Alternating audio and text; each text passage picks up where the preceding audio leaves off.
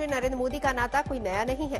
प्रधानमंत्री अक्सर अपने भाषणों में नेताजी का जिक्र किया करते हैं और इसके साथ ही लगातार नेताजी की विरासत को जन जन तक पहुंचाने की कई कोशिशें भी की गई हैं। जय हिंद, जय हिंद, जय हिंद। नेताजी सुभाष चंद्र बोस, जंग आजादी के वो महानायक जो हर हिंदुस्तानी की आन बान और शान का प्रतीक है।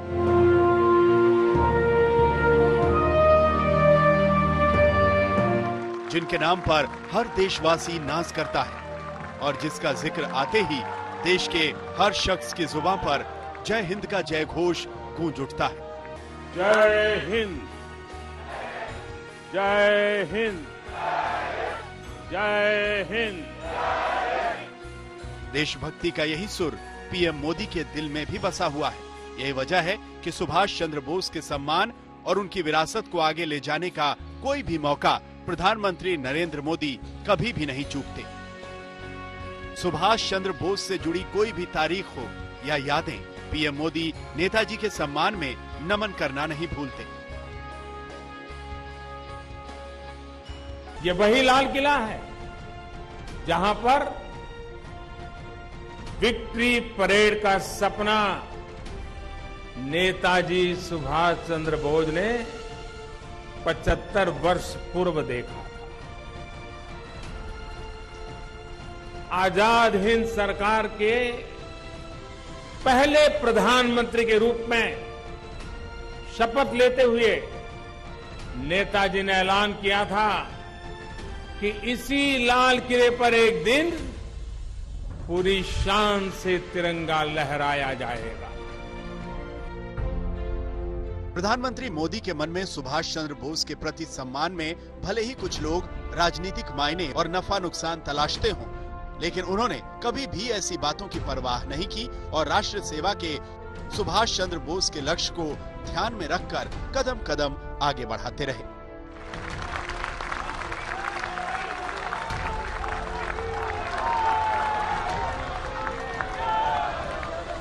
प्रधानमंत्री बनने के बाद मोदी ने नेताजी से जुड़ी फाइलें सार्वजनिक करने का ऐलान किया ताकि देश के लोगों तक सुभाष चंद्र बोस के जीवन से जुड़ी ज्यादा से ज्यादा जानकारियां मिल सकें।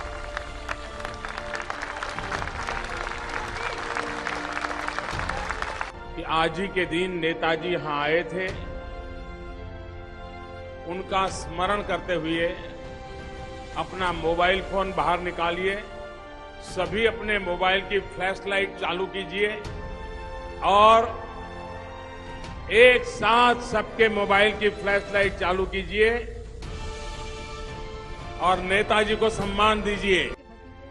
और इसके बाद उन्होंने लाल किले से सुभाष चंद्र बोस के नाम से संग्रहालय शुरू कराया। ऐसा नहीं कि सुभाष चंद्र बोस की विरासत को सहेजने और उसे जन जन तक पहुंचाने की कोशिश नरेंद्र मोदी ने प्रधानमंत्री बनने के बाद शुरू की। ये तस्वीरें मई 2014 की, जब मोदी बतौर पीएम उम्मीदवार वाराणसी में एक रैली करने जा रहे थे। यहाँ उन्होंने मंच पर सुभाष चंद्र बोस के ड्राइवर और आजाद हिंद फौज के कर्नल रहे निजामुद्दीन के पांव छूकर सभी को चौंका दिया था।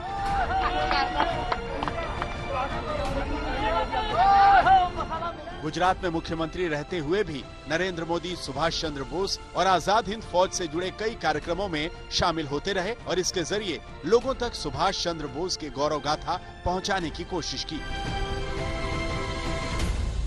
और आज ही के दिन आजाद हिंद फौज ने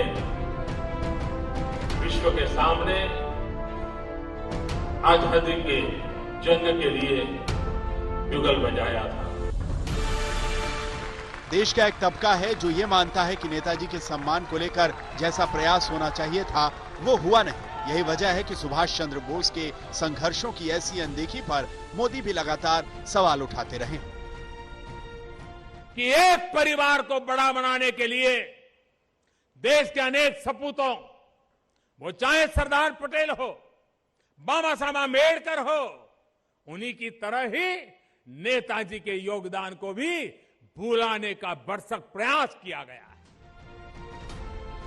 अब नेताजी की 125वीं जयंती पर पराक्रम दिवस की शुरुआत कर प्रधानमंत्री मोदी ने ऐतिहासिक पहल की शुरुआत कर दी है। उम्मीद है कि इस पहल का असर आने वाली पीढ़ियों पर साफ दिखाई देगा। आज तक ब्यूरो।